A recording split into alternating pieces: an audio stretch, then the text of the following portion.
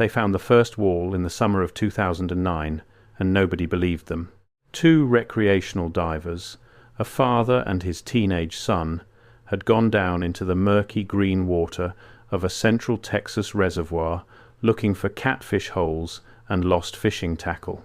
What they came back up talking about was a wall, not a foundation, not the flooded remains of some farmhouse. A wall of fitted stone, taller than a man, running dead straight along the bottom of a lake that was supposed to have nothing under it but silt, drowned tree stumps, and the bones of a little town the government flooded back in the 1930s. The county laughed them off. The river authority said it was probably an old cattle pen, or a bridge footing, or the corner of a collapsed barn. And for a while, that was the end of it. But the father kept going back down. He brought a cheap underwater camera. He brought other divers, people who dive wrecks and caves for a living. And what those divers say they found in the years that followed does not fit the story we have been told about who was here first, who built what, and when. Because according to the men and women who have actually put their hands on that stone, the city under the water is older than the town that drowned. I have to pause here for a second. Because what I just described, that is one case from a much larger pattern. There are 35 documented cases in a document I put together. Different cities, different decades, different types of evidence. Every single one follows the same sequence: discovered, documented, acquired, disappeared. I could not fit all of it into a video. It's in the pinned comment below. Find it before we continue. Older than the ranchers. Older than the railroad. And if a small circle of amateur historians turns out to be right, it may be older than the Spanish, who supposedly rode into an empty wilderness and called it new.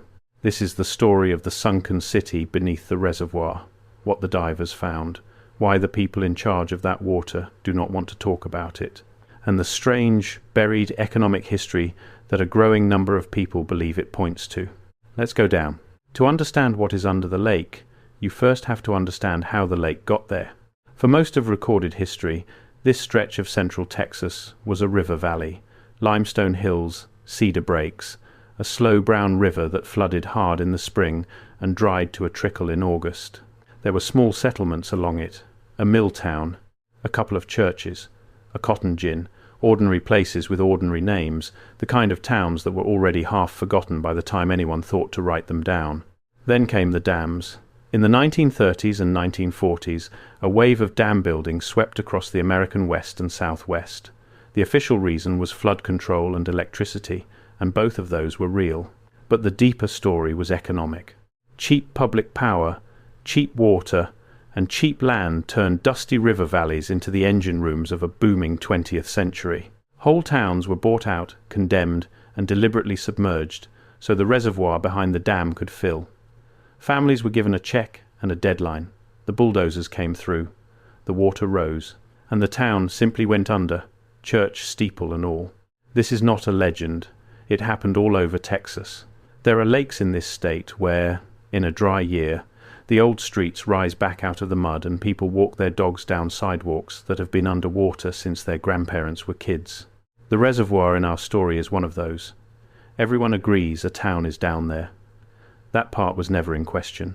The people who lived in that town did not go quietly, and they did not go all at once. The old newspaper accounts, the ones that survive, describe a slow, grinding surrender. Families who had farmed the bottomland for 4 generations were offered a fraction of what the land was worth, because everyone knew the water was coming and a condemned farm has no leverage. The church was deconsecrated in a single Sunday service, the congregation singing while men waited outside to strip the pews. The dead were the hardest part. Crews moved through the cemetery with shovels and ledgers, digging up coffins to relocate them above the new waterline, and by every honest account they did not get all of them. Some graves were unmarked, some families had scattered. And so when the water finally closed over the valley, it closed over people too, the forgotten dead of a forgotten town, left in the ground because moving them was not worth the cost. Hold on to that. This is a place we already know we drowned carelessly, where we already know we left things under the water rather than pay to bring them up. That is not a theory about this valley. That is its documented character. The question is what was already there when the town was built. Because the divers say the fitted stone wall runs underneath the town, beneath the foundations of the 1800s buildings, cut into a layer of the valley floor that, if the geology means what it looks like it means, was laid down long before any settler with a mule and a plough ever showed up. Here is where it gets strange. The divers describe three things that stop them cold. The first is the stone itself, not the rough, mortared rubble you would expect from a frontier town. They describe large blocks, some of them the size of a chest freezer, fitted together so tightly that a knife blade will not slide between them. No mortar, just weight and precision, stone locked into stone. That style of building has a name. Masons call it ashlar, or in its most extreme form, cyclopean masonry, and it is famous for one reason. It is expensive, slow, and it lasts basically forever. You do not build a cattle pen this way. You build a cathedral this way, or a fortress, or something meant to outlive everyone who remembers making it. The second thing is the geometry. The divers report not just a wall, but corners, right angles, a long straight run that meets another long straight run at 90 degrees, then turns again. On the sonar images that later got passed around online, you can see what looks like a grid, straight lines crossing straight lines, the shape of a plan, and out past the grid, in deeper water, one diver described a shape he has never been comfortable talking about on camera, a low, wide, stepped mound, broad at the base, narrowing as it rises, with what he swears are cut edges to the steps. If you have ever seen a photograph of a Mesoamerican pyramid, you already have the picture in your head. He does not use that word, he just calls it the mound. The third thing is the part that keeps them up at night, the alignment. Somebody, at some point, sat down and figured out that the long axis of the grid does not point at magnetic north. It points a few degrees off. And when you correct for how the Earth's magnetic field has drifted over the centuries, that offset lines the grid up with the position of the sunrise on the winter solstice. Not today's sunrise. The sunrise as it would have looked a very, very long time ago. There is one dive nobody who was involved likes to describe in full. It happened a few winters ago, when the reservoir sat low and clear after a long drought, and a small team decided to push past the shallow grid into the deeper water where the mound is supposed to be. 3 divers went down, 2 came back on schedule. The third, the most experienced of them, a man who had logged hundreds of hours in flooded caves, stayed down too long, following what he later called a passage, not a natural crevice, a gap between 2 courses of stone wide enough to swim into, with worked faces on both sides and a floor that felt, under his gloves, flat and level and cut. He said his light died about the time his nerve did. He said that in the dark, with his hand on the wall, he could feel regular grooves in the stone, evenly spaced, like the marks a chisel leaves. He got out. He does not talk about it much. And he has never gone back to that spot, which for a man like him is the loudest statement he could possibly make. There is, supposedly, one object. The divers are cagey about it, and I understand why, because the moment you produce a thing, you invite it to be tested, and testing can end a dream in an afternoon. But more than one of them has referred to a piece that came up from the grid in the early years, before the permits tightened. Not treasure, a fragment of worked stone, roughly the size of a brick, with a shallow carving on one face. They describe the carving differently depending on who is telling it, which is not a great sign. One calls it a spiral, one calls it a stepped cross, one calls it a face. What they agree on is that it is not writing they recognize, not Spanish, not any tribal glyph a local museum could identify, and that the man who has it will not let it be dated because he is afraid of 2 possible outcomes. He is afraid it comes back young, and the whole thing collapses into a hoax, and he is afraid it comes back old, and men with badges and clipboards come to take it away. So it sits in a box, in a garage, in a small Texas town, either the most important artifact in American archaeology or a rock a stonemason doodled on in 1936, and nobody is allowed to know which. That is the claim, anyway. And I want to be honest with you here, because this is exactly the kind of story where a narrator's job is to make you feel something rather than think. So let's slow down and actually look at it from the other side. The official position is simple. There is no ancient city. What the divers found is a mix of things that all have boring explanations. The straight walls are the remains of the drowned town, plus a low-water dam and some flood control channel work from the 1930s that most people have forgotten about. The tight-fitted stone is quarry work from that same era, because the crews building the dam had access to heavy equipment and cut stone by the ton. The grid is streets.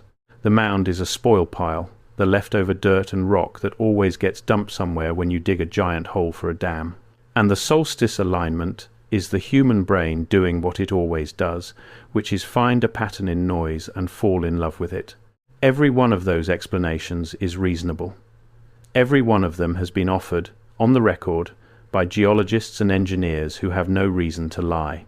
And if the story ended there, it would be a nice campfire tale about how easy it is to fool yourself in dark water. The skeptics deserve a fair hearing because their case is strong. A geologist who has actually studied the sonar told anyone who would listen that natural limestone does something cruel to the human eye. It fractures along flat plains and clean right angles all on its own, no builder required. Whole coastlines are covered in what look like paved roads and fitted walls that are nothing but bedrock jointing, cracked by time into shapes our pattern-hungry brains insist were made on purpose. He has watched it fool trained divers over and over. He argues the mound could be a natural rise, that the grid could be bedding planes in the rock, and that the solstice alignment is the easiest illusion of all. Because with enough lines and enough sunrises across enough centuries, something will always line up with something.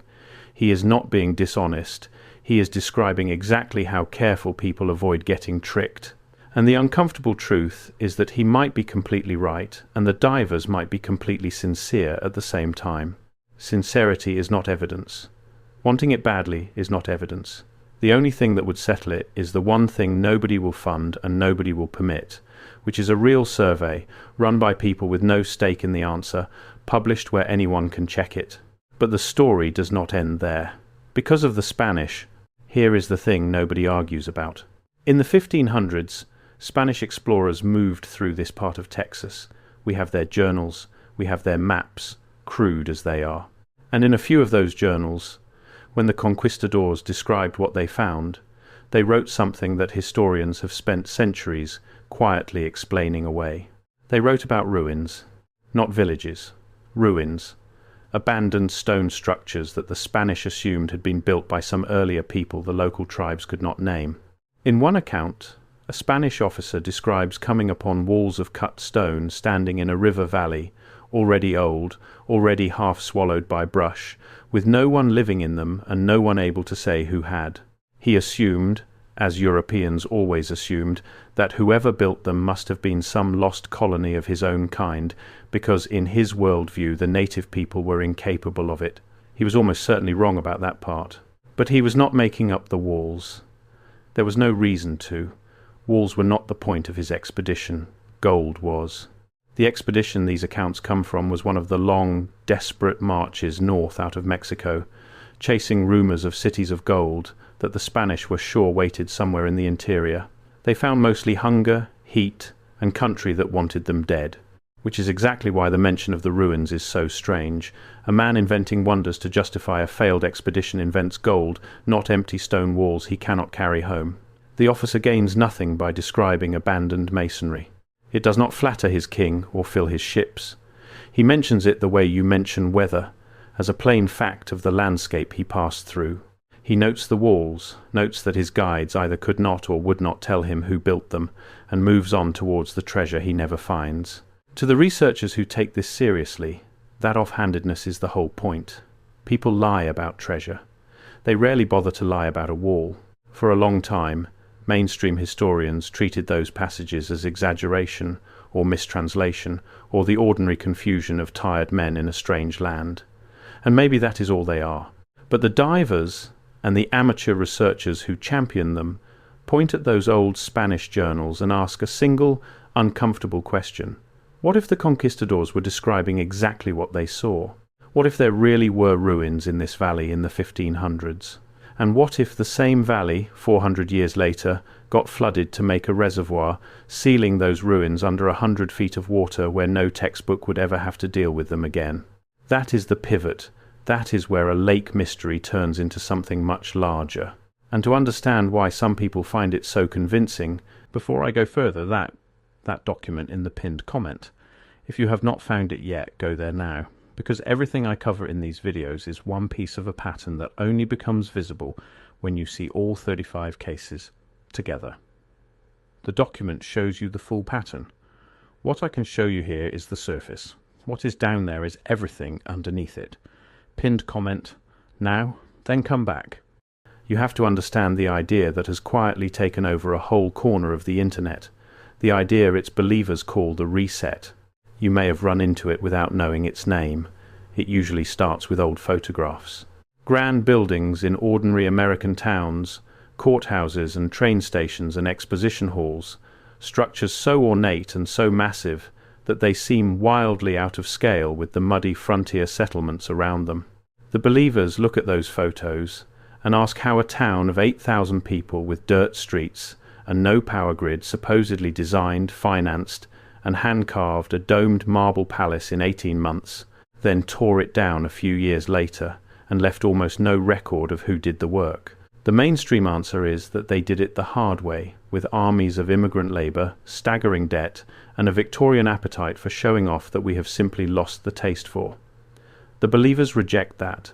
They argue instead that the grand old buildings were already there, that an advanced earlier civilization, wiped out by some catastrophe, left behind the infrastructure, and that later arrivals simply moved in, claimed it, and rewrote the history books to make themselves the builders.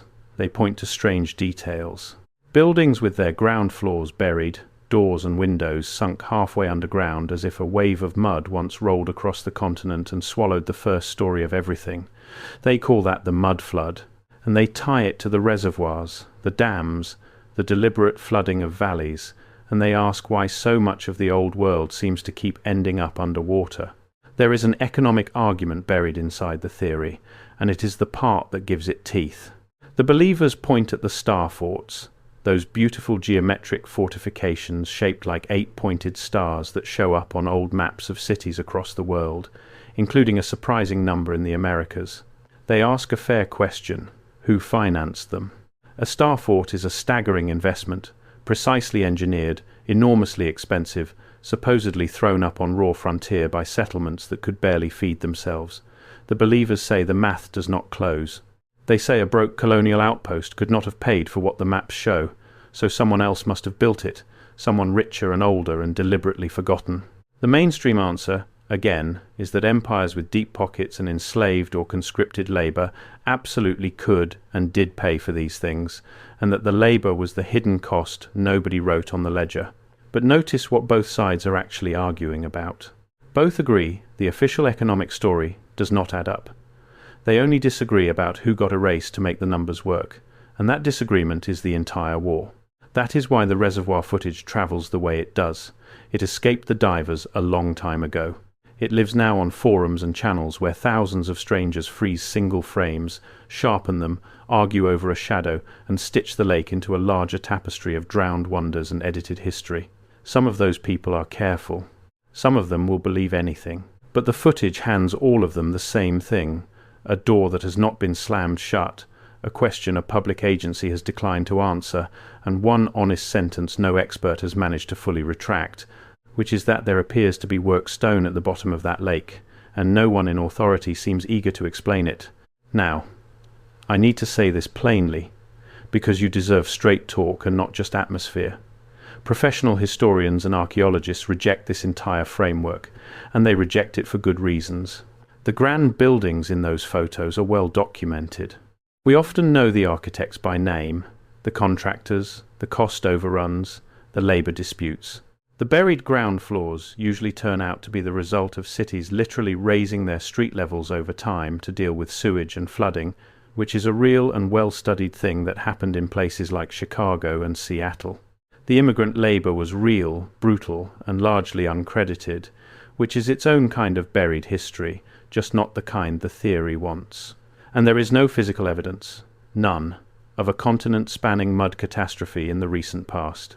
The scientists are not hiding the truth. In most cases, the truth is simply less thrilling than the theory. So why does the theory keep growing? Why does it feel true to so many people, even smart people, even people who would never call themselves conspiracy theorists? I think it is because it is pointing at something real, even if it has the wrong explanation. And that something is the way official economic history gets written by the winners and the way inconvenient builders get erased. Think about who actually built the modern American landscape. Chinese laborers who laid the transcontinental railroad and were then written out of the photograph at the Golden Spike. Enslaved people whose uncredited work built the wealth that financed the grand buildings in the first place. Indigenous nations with sophisticated cities, road networks, and trade economies that European settlers looked at, could not or would not understand, and labeled empty wilderness so they could take it. Mexican and Tejano families who had ranched and farmed and built stone structures in Texas for generations before the word Texas meant what it means now, and who watched their land get renamed and their history get shortened. That erasure is not a theory. It is the documented, ordinary machinery of how conquest writes its own past. The reset believers feel the shape of that erasure. They can sense that the official story of who built this country is incomplete and self-serving. They are right about the feeling. They just reach for a lost super-civilization to explain it, when the real answer is standing right there in the historical record, unglamorous and damning. The people who built it were erased on purpose, and they were human, and they were here. Which brings us back to the water. Because the most interesting thing about the sunken city under the Texas Reservoir is not whether it was built by a lost race of giants. It almost certainly was not. The most interesting thing is that there is a real, boring, defensible version of this story that is still genuinely explosive. Suppose the divers are partly right. Suppose there really is cut stone down there that predates the drowned town. It would not have to be Tartarian, or Atlantean, or 10,000 years old. It could be the remains of a Spanish colonial mission, one that failed and got abandoned and forgotten. It could be a fortified trading post from the contested century when Spain, France, and later the young United States were all fighting over this ground. It could be the work of an indigenous community whose stonework got dismissed by settlers precisely because admitting its sophistication would have made the theft harder to justify. Any one of those would rewrite the local history books. Any one of those would be a genuine discovery. And any one of those would be deeply inconvenient for the agencies and the descendants and the property values that all quietly benefit from the valley staying exactly as forgotten as it is. That is the part the divers cannot let go of. When they went to the state and the river authority with their photographs and their sonar, they did not get scientists rushing to the water. They got permits denied. They got told the lake bed is protected, that diving certain zones is prohibited, that the structures, whatever they are not to be disturbed. On its face, that is reasonable. Submerged sites are fragile, and reservoirs are dangerous, and the last thing any agency wants is amateurs prying blocks loose from something historically significant. Protection is a perfectly innocent reason to say no. It went further than a polite no. A few years back, a small documentary crew with real credentials, a marine archaeologist attached, and a sonar rig on loan, filed to run a proper survey of the lake bed, not to dig, not to remove anything, just to map it in high resolution and settle the question with data instead of grainy helmet footage. The application moved through the usual channels, and then, according to the people involved, it simply stopped moving. No dramatic denial, no cover story, just delay and requests for more paperwork, and a quiet suggestion that the zone in question was not available for study at this time. The crew ran out of budget and patience before they ever got wet. The archaeologist, when pressed, would only say that reservoir permitting is complicated and that he did not want to speculate about motives, which is the careful, professional way of saying he noticed the same thing the divers noticed and had no better idea than they did what it meant. But the divers heard something else in it. They heard a door being quietly closed. Because if the structures are just old dam work and drowned barns, why protect them at all? And if they are significant enough to protect, then somebody, somewhere, has already decided they matter, and has decided not to tell the public why. That is the loop the whole mystery spins on, and I cannot close it for you, because nobody has been allowed to. Here is what we can actually say with confidence. We can say that a town is under that lake, drowned on purpose for the economics of cheap power and water. We can say that the divers are real, that at least some of them have serious experience, and that they are describing fitted stone, right angles, and a large mound, whether or not those things mean what they hope. We can say that Spanish explorers wrote about ruins in Texas that mainstream history has never fully explained. We can say that the reset and mud flood theories, however wrong on the mechanics, are grabbing at a true and ugly fact, which is that the story of who built this land has been edited to flatter the people who took it. And we can say that the agency in charge of the water has drawn a line around the site and asked everyone to stay on the dry side of it. Everything past that is dark water and human hope. Strip away the pyramids and the lost race and the mud, and something real is still standing in the shallows, and it is worth naming clearly. This land had people on it, building things, trading, organizing labor, moving stone, for a very long time before anyone in Madrid or Washington drew a line around it and wrote a deed. Some of those people left structures. Most of those structures were dismantled, ploughed under, built over, or, in the case of a whole river valley, deliberately flooded, and the story got tidied up afterward into a clean tale of empty wilderness tamed by the right kind of men. That tidying is the actual mystery, not aliens, not Atlantis. The ordinary, relentless economic machinery that decides whose work gets remembered and whose gets erased, and that will happily pour 100 feet of water over an inconvenient past if the electricity and the irrigation and the property values all pencil out. The sunken city, whatever it truly is, works like a mirror. People look into that green water and they see the history they suspect they were never told. And the reason the reflection feels so true is that, in the ways that matter most, it is. I have watched the footage. If you go looking, you can find it, grainy and green. The diver's light sweeping across a surface that is either the most ordinary thing in the world or the most extraordinary. You will see a straight edge. You will see what might be a corner. You will see, for just a second, before the silt clouds up and the frame goes to noise, a face of stone that looks impossibly deliberately made. And your brain will do exactly what the geologists warned it would do. It will lean forward. It will want it to be true. The honest answer is that we do not know. Not yet. The technology to map that lakebed in fine detail exists. It is used every day to survey pipelines and hunt for downed aircraft and chart shipwrecks. It could settle this question in a single afternoon. The reason it has not been pointed at the reservoir is not that the science is hard. It is that nobody with the money and the authority to do it has decided the answer is worth having, and you can read that reluctance two ways. Either there is nothing down there worth the cost, which is the likely and unremarkable truth, or there is something down there that is easier to leave in the dark. The divers have made their choice about which reading to believe. They keep going back. Every season, when the water clears and the permits look the other way, someone descends again into that green and silent valley, past the drowned church and the drowned streets, down to the wall that should not exist, and lays a hand on stone that was fitted by somebody, for some reason, in a Texas that no history book we own has ever described. Maybe it is a dam. Maybe it is a barn. Maybe it is the spoil pile of a New Deal work crew who would laugh themselves sick to hear what their leftover rubble has become. Or maybe, under 100 feet of water, in a valley we flooded and forgot, there is the edge of a city that was old when the Spanish were young, built by hands that history was in a hurry to erase, waiting in the dark for somebody stubborn enough, or foolish enough, to finally turn on the lights. The water is not telling, and the people who could make it talk have decided, for now, that some valleys are better left drowned.